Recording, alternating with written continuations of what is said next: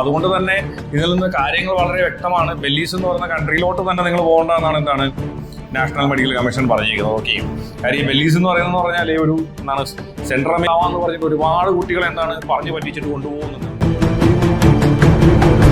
2021 national medical commission FMGL regulation എന്ന പേരിൽ ഒരു ഗസറ്റ് പബ്ലിഷ് ചെയ്തതിനു ശേഷം FMGL റെഗുലേഷന്റെ എക്സ്പ്ലനറി നോട്ടും അതുകൂടാണ്ട് അതിന്റെ എക്സ്പ്ലനേഷൻസ് വെച്ചുകൊണ്ടുള്ള പല അഡ്വൈസറികളും പല കാലഘട്ടങ്ങളിൽ 2022 2023 2024 ഒക്കെ പല തവണയായി നാഷണൽ മെഡിക്കൽ കമ്മീഷൻ പബ്ലിഷ് ചെയ്തിട്ടുണ്ടെങ്കിലും കുറച്ചുകൂടി ഒരു സീരിയസ് ആയിട്ടുള്ള ഒരു അലർട്ട് നോട്ടായിട്ട് എനിക്ക് ഫീൽ ചെയ്തിട്ടുള്ളത് 2025 ജൂലൈ മാസം 21 അതായത് ജസ്റ്റ് 2 ദിവസങ്ങൾക്ക് മുമ്പ് നാഷണൽ മെഡിക്കൽ കമ്മീഷൻ ഇറക്കിയിരിക്കുന്ന ഈ ഒരു അലർട്ട് നോട്ട് കുറച്ചുകൂടെ ഇമ്പോർട്ടന്റ് ആയിട്ടുള്ള കാര്യങ്ങളാണ് പറഞ്ഞിട്ടുള്ളത്.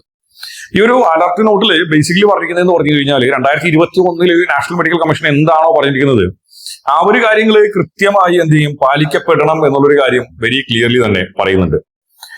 പക്ഷെങ്കിൽ ഇത്തരത്തിലുള്ള അലർട്ട് നോട്ടുകൾ നോർമലി നാഷണൽ മെഡിക്കൽ കമ്മീഷൻ ഇതിനു മുമ്പ് പബ്ലിഷ് ചെയ്യുന്ന ശീലമില്ലായിരുന്നു. 2019 നാഷണൽ മെഡിക്കൽ കമ്മീഷൻ സ്ഥാപിതമാകുന്നത്. അതിനു മുമ്പ് നമ്മുടെ ഒരു പ്രൊഫഷണൽ റെഗുലേറ്ററി ബോഡി എന്ന് പറഞ്ഞു കഴിഞ്ഞാൽ മെഡിക്കൽ കൗൺസിൽ ഓഫ് ഇന്ത്യ ആയിരുന്നു. So medical council of India ആയിരുന്ന സമയത്ത് ഇത്തരത്തിലുള്ള ഒരുപാട് അലർട്ട് നോട്ട് നമ്മുടെ ഫോറിൻ മെഡിക്കൽ ഇൻസ്റ്റിറ്റ്യൂഷനുമായിട്ട് ബന്ധപ്പെട്ട് വരാറുണ്ടായിരുന്നു.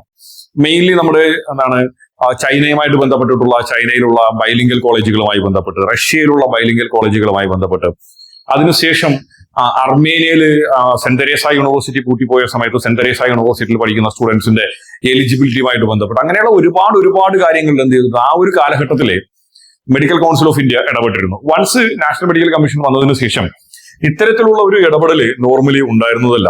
അപ്പോൾ അതുകൊണ്ട് തന്നെ ഈ ഒരു നോട്ടിഫിക്കേഷൻ കുറച്ചുകൂടെ സീരിയസ് ആയിട്ട് കാണേണ്ട ഒരു നോട്ടിഫിക്കേഷൻ ആണ് എന്ന് തന്നെ പറയേണ്ടതായിട്ട് വരും. സോ എനിഹോ ഈ ഒരു നോട്ടിഫിക്കേഷനിൽ മെയിൻലി പറഞ്ഞിരിക്കുന്ന കാര്യം എന്ന് പറഞ്ഞു കഴിഞ്ഞാല് 2021 നവംബർ മാസം 18 നാഷണൽ മെഡിക്കൽ കമ്മീഷൻ ഇറക്കിയിരിക്കുന്ന FMGL റെഗുലേഷനിൽ പറഞ്ഞിരിക്കുന്ന കണ്ടീഷൻസ് എന്താണോ അത്രയും കണ്ടീഷൻസ് പ്രോപ്പർലി എന്ത് ചെയ്തിരിക്കണം നമ്മൾ പാലിച്ചിട്ടുണ്ടാവണം എന്നുള്ളൊരു കാര്യം വെരി ക്ലിയർലി പറയുന്നുണ്ട്. അത് കൂടാണ്ട് പിന്നെ പറഞ്ഞിരിക്കുന്നതെന്ന് പറഞ്ഞു കഴിഞ്ഞാൽ 8 ഓഗസ്റ്റ് 2023 അതുകൂടാണ്ട് 22 നവംബർ 2024 ഇന്ത്യൻ സ്റ്റുഡൻസിന് വേണ്ടിയിട്ട് എന്ത് ചെയ്തിട്ടുണ്ട് പിന്നെ FMGL റെഗുലേഷന്റെ എക്സ്പ്ലനറി നോട്ടിഫിക്കേഷൻസ് വന്നിട്ടുണ്ട്. അതിൽ പറഞ്ഞിരിക്കുന്ന കാര്യങ്ങൾ പ്രോപ്പർലി എന്ത് ചെയ്തിട്ടുണ്ടായിരിക്കണം നമ്മൾ നോക്കിയിട്ടുണ്ടായിരിക്കണം എന്നുള്ളൊരു കാര്യം വെരി ക്ലിയർലി തന്നെ പറയുന്നുണ്ട്.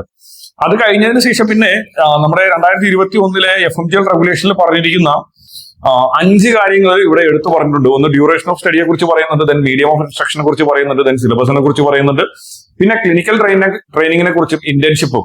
ഇത്രയും കാര്യങ്ങൾ നമ്മൾ ശ്രദ്ധിച്ചിട്ടുണ്ടാവണം എന്നുള്ളൊരു കാര്യം പറയുന്നുണ്ട്. ഓൾറെഡി FMGL റെഗുലേഷനുമായിട്ട് ബന്ധപ്പെട്ട വളരെ ഡീറ്റെയിൽ ആയിട്ടുള്ള വീഡിയോസ് ഞാൻ പബ്ലിഷ് ചെയ്തിട്ടുണ്ട്. സോ ഇതുവരെ നിങ്ങൾ FMGL റെഗുലേഷനെ കുറിച്ചുള്ള വീഡിയോസ് കണ്ടിട്ടില്ലെങ്കിൽ ആ ഒരു വീഡിയോ കണ്ടു നോക്കുന്നത് കുറച്ച് നല്ലതായിരിക്കും.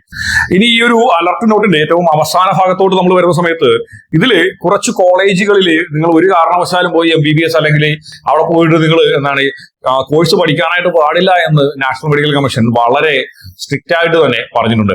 സോ എന്തുകൊണ്ടായിരിക്കും ഇത്തരം കോളേജുകൾ കോളേജുകളുടെ പേരുകൾ അല്ലെങ്കിൽ കൺട്രിയുടെ പേര് തന്നെ മെൻഷൻ ചെയ്തുകൊണ്ട് ഇത്തരം കോളേജുകളിൽ നിങ്ങൾ പോയിട്ട് ഒരു കാരണവശാലും MBBS പഠിക്കാൻ പാടില്ല എന്ന് നാഷണൽ മെഡിക്കൽ കമ്മീഷൻ പറഞ്ഞിരിക്കുന്ന ഒരു റീസൺ എന്ന് പറഞ്ഞു കഴിഞ്ഞാല് ഈ പറയുന്ന യൂണിവേഴ്സിറ്റികൾ അല്ലെങ്കിൽ ഈ പറയുന്ന രാജ്യങ്ങളിൽ നിന്ന് അവിടെയുള്ള കൺസേൺഡ് ആയിട്ടുള്ള ഇന്ത്യൻ എംബസികളിലോട്ട് എന്ത് വരുന്നുണ്ട് പരാതി പ്രവാഹങ്ങൾ തന്നെ വരുന്നുണ്ട്. കാര്യം ഇവിടെ പ്രോപ്പർ ആയിട്ടുള്ള ഇൻഫ്രാസ്ട്രക്ചർ ഇല്ല, അതുകൂടാണ്ട് പ്രോപ്പർ ആയിട്ടുള്ള സ്റ്റാഫ് ഇല്ല, നമുക്കിവിടെ കൃത്യമായി ക്ലിനിക്കൽ ട്രെയിനിങ് കിട്ടുന്നില്ല, അതുകൂടാണ്ട് ഇന്റേൺഷിപ്പ് കൊടുക്കാനായിട്ടുള്ള ഹോസ്പിറ്റൽസോ ഫെസിലിറ്റികളോ ഒന്നും തന്നെ എന്തില്ല ഇവർക്കില്ല എന്നതുമായി ബന്ധപ്പെട്ടുകൊണ്ടുള്ള ഒരുപാട് കംപ്ലൈന്റുകൾ എന്ത് വരുന്നുണ്ട് ഇന്ത്യൻ എംബസിക്ക് വരുന്നുണ്ട്. സോ അതിന്റെ അടിസ്ഥാനത്തിലാണ് എന്ത് ചെയ്തേക്കുന്നത് കോളേജുകൾ തന്നെ മെൻഷൻ ചെയ്തുകൊണ്ട് നാഷണൽ മെഡിക്കൽ കമ്മീഷൻ നോട്ടിഫിക്കേഷൻ ഇറക്കിയിരിക്കുന്നത്. വെരി ക്ലിയർലി പറയുന്നുണ്ട് മിനിസ്ട്രി ഓഫ് എക്സ്റ്റേണൽ അഫയേഴ്സിനും അത് കൂടാണ്ട് എന്ത് ചെയ്തിരിക്കുന്നത് മിനിസ്ട്രി ഓഫ് എക്സ്റ്റേണൽ അഫയേഴ്സിന്റെ യൂറേഷ്യ ഡിവിഷനും അത് കൂടാണ്ട് മെക്സിക്കോയിലുള്ള ഇന്ത്യൻ എംബസിക്കും എന്ത് ചെയ്യുന്നുണ്ട് കണ്ടിന്യൂസ്ലി വന്നിരിക്കുന്ന പരാതികളുടെ അടിസ്ഥാനത്തിലാണ് എന്ത് ചെയ്തേക്കുന്നത് ഈ പറയുന്ന യൂണിവേഴ്സിറ്റികളിലോട്ട് പോയി നിങ്ങൾ MBBS പഠിക്കാനായി പാടില്ല എന്ന് പറഞ്ഞേക്കുന്നത്. ഇതിൽ മെയിൻ ആയിട്ട് പറഞ്ഞിരിക്കുന്നത് പറഞ്ഞു കഴിഞ്ഞാൽ CCU central American health and sciences university bellies എന്ന് പറയുന്ന യൂണിവേഴ്സിറ്റിയിൽ പോകരുതെന്ന് പറയുന്നുണ്ട്. അത് കൂടാണ്ട് കൊളംബസ് സെൻട്രൽ യൂണിവേഴ്സിറ്റി ബെല്ലീസിലോട്ട് നിങ്ങൾ പോകരുതെന്ന് പറയുന്നുണ്ട്. Then Washington University of Health Sciences ബെല്ലീസിലോട്ട് നിങ്ങൾ പോകില്ലെന്ന് പറയുന്നുണ്ട്. ഈ ഒരു 3 യൂണിവേഴ്സിറ്റികളാണ് ബെല്ലീസ് എന്ന് പറയുന്ന കൺട്രിയിൽ അവൈലബിൾ ആയിട്ട് തന്നെയുള്ളത്. അപ്പൊ അതുകൊണ്ട് തന്നെ ഇതിൽ നിന്ന് കാര്യങ്ങൾ വളരെ വ്യക്തമാണ്. ബെല്ലീസ് എന്ന് പറയുന്ന കൺട്രിയിലോട്ട് തന്നെ നിങ്ങൾ പോകേണ്ടതെന്നാണ് നാഷണൽ മെഡിക്കൽ കമ്മീഷൻ പറഞ്ഞിരിക്കുന്നത്. ഓക്കെ, കാര്യം ഈ ബെല്ലീസ് എന്ന് പറഞ്ഞാൽ ഒരു എന്താണ് സെൻട്രൽ അമേരിക്കൻ രാജ്യമാണ്. ഇവിടെ പോയിട്ട് അമേരിക്കയിൽ പോയി സെറ്റിൽ ആവാന്ന് പറഞ്ഞിട്ട് ഒരുപാട് കുട്ടികൾ എന്താണ് പറഞ്ഞു പറ്റിച്ചിട്ട് കൊണ്ടുപോകുന്നുണ്ട്. അപ്പൊ അതുകൊണ്ട് തന്നെ ഈ ഒരു സെൻട്രൽ അമേരിക്കൻ റീജിയനിലുള്ള രാജ്യങ്ങളിലോട്ട് പോകരുത് എന്ന് വളരെ ക്ലിയർ ആയിട്ട് തന്നെ എന്ത് ചെയ്തിട്ടുണ്ട്, നാഷണൽ മെഡിക്കൽ കമ്മീഷൻ പറയുന്നുണ്ട്. അത് കൂടാണ്ട് പിന്നെ വന്നിരിക്കുന്നതെന്ന് പറഞ്ഞാൽ Chirchik branch of Tashkent State Medical University Uzbekistan. നമ്മളിപ്പോ ഉസ്ബെക്കിസ്ഥാനിലെ ഈ തഷ്കൻ സ്റ്റേറ്റ് മെഡിക്കൽ യൂണിവേഴ്സിറ്റി എടുക്കുന്ന സമയത്ത് തഷ്കൻ സ്റ്റേറ്റ് മെഡിക്കൽ യൂണിവേഴ്സിറ്റിക്ക് കറണ്ടിൽ എന്തുണ്ട്, 3 ബ്രാഞ്ചസ് അവൈലബിൾ ആണ്. ഓക്കെ, ചിർച്ചിക്കിലുണ്ട്, ടർമീസിലുണ്ട്, ഉർഗേഞ്ചിലുണ്ട്. ഇതിൽ എന്താണ് ഉർഗേഞ്ചിലുള്ള ബ്രാഞ്ച് ഇപ്പൊ ഇൻഡിപെൻഡന്റ് ആയിട്ട് മാറാനായിട്ട് പോവാണ്.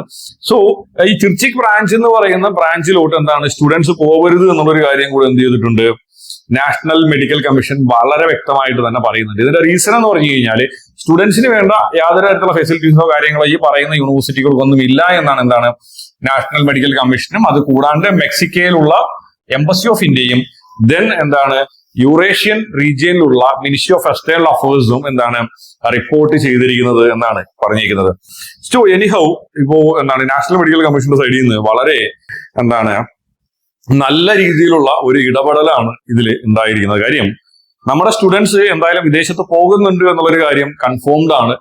സോ എനിഹൗ വിദേശത്ത് പോകുന്ന സ്റ്റുഡൻസ് എന്താണ് അവിടെയുള്ള നല്ല കോളേജുകളിൽ പോയി എന്താണ് അവരുടെ കോഴ്സ് ചെയ്യട്ടെ എന്നതിന്റെ അടിസ്ഥാനത്തിൽ തന്നെയാണ് ഇത്തരത്തിലുള്ള നോട്ടിഫിക്കേഷൻസ് വരുന്നത്. കാര്യം ഈ പറയുന്ന കോളേജുകളിലൊക്കെ പോയി MBBS പഠിച്ചതിന് ശേഷം തിരിച്ച് ഇന്ത്യയിലോട്ട് വരികയാണെങ്കിൽ നിങ്ങൾക്ക് എന്താണ് ഇവിടെ രജിസ്ട്രേഷൻ തരത്തില്ല എന്നുള്ളൊരു കാര്യം കൂടെ എന്ത് ചെയ്യുന്നുണ്ട്, national medical commission very clearly തന്നെ പറയുന്നുണ്ട്, വളരെ ക്ലിയർലി പറയുന്നുണ്ട്. നിങ്ങൾ ഇവിടെ പോയിട്ട് MBBS പഠിച്ചതിന് ശേഷം ഇങ്ങോട്ട് വരികയാണെങ്കിൽ നിങ്ങൾക്ക് രജിസ്ട്രേഷനോ കാര്യങ്ങളൊന്നും കിട്ടാൻ പോകുന്നില്ല എന്നുള്ളൊരു കാര്യം കൂടെ എന്ത് ചെയ്യുന്നുണ്ട്, വളരെ ക്ലിയർലി തന്നെ പറയുന്നുണ്ട്. സോ നിങ്ങൾ യൂണിവേഴ്സിറ്റികൾ ചൂസ് ചെയ്യുന്നതിന് മുമ്പായി അല്ലെങ്കിൽ എന്താണ് നിങ്ങൾ പോകാനായിട്ട് പ്ലാൻ ചെയ്യുന്ന കൺട്രി ചൂസ് ചെയ്യുന്നതിന് മുമ്പായി നിങ്ങൾ നാഷണൽ മെഡിക്കൽ കമ്മീഷൻ ഇതുമായി ബന്ധപ്പെട്ട എന്തെങ്കിലും നോട്ടിഫിക്കേഷൻസോ കാര്യങ്ങളൊക്കെ പബ്ലിഷ് ചെയ്തിട്ടുണ്ടോ എന്നുള്ളൊരു കാര്യം കൂടെ നോക്കിയതിന് ശേഷം മാത്രം എന്ത് ചെയ്യണം, നിങ്ങൾ യൂണിവേഴ്സിറ്റീസോ അല്ലെങ്കിൽ കൺട്രീസോ ചൂസ് ചെയ്യുന്നത് വളരെ വളരെ നല്ല കാര്യമായിരിക്കും. സോ എന്താണ് വിദേശ MBBS പഠനവുമായി ബന്ധപ്പെട്ടും അതുകൂടാണ്ട് നാഷണൽ മെഡിക്കൽ കമ്മീഷന്റെ പുതിയ അപ്ഡേറ്റ്സുമായിട്ട് ബന്ധപ്പെട്ടിട്ടുള്ള ഒരുപാട് വീഡിയോസ് നമ്മുടെ ചാനലിൽ നമ്മൾ അപ്പ് ചെയ്യുന്നുണ്ട്. അപ്പൊ അത്തരത്തിലുള്ള വീഡിയോസ് വളരെ വേഗത്തിൽ നിങ്ങൾക്ക് കിട്ടണമെങ്കിൽ എന്ത് ചെയ്യണം, മറക്കാണ്ട് ചാനൽ സബ്സ്ക്രൈബ് ചെയ്തോളൂ. അപ്പൊ പുതിയൊരു വീഡിയോയിൽ കാണുന്നവരേക്കും എല്ലാ കൂട്ടുകാർക്കും ബൈ ബൈ.